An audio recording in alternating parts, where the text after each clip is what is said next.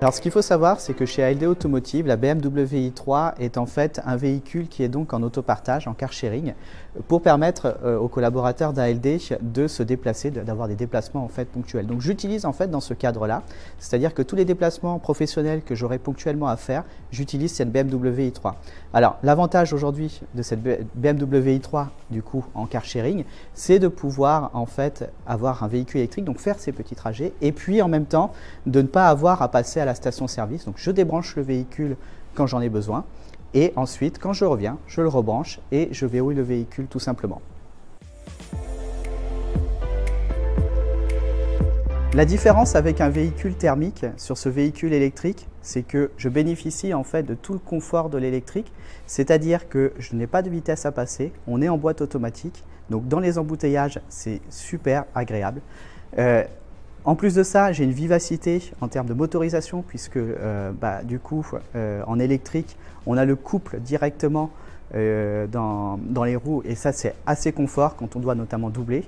Et puis, en même temps, j'ai pas de vibration dans le véhicule et ça, c'est quand même le gros point fort de l'électrique, c'est ce confort de conduite, ce côté zen en fait qu'on a dans le véhicule.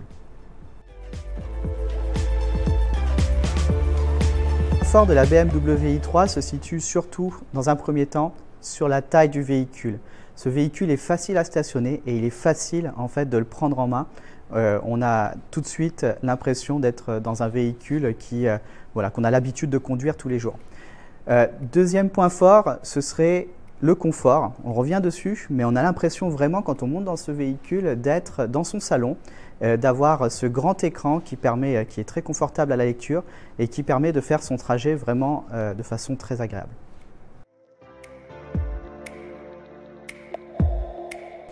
La BMW i3 est très adaptée à des trajets plutôt courts, en région parisienne notamment ou dans des grandes agglomérations elle offre tout simplement l'autonomie suffisante pour faire ce type de trajet-là.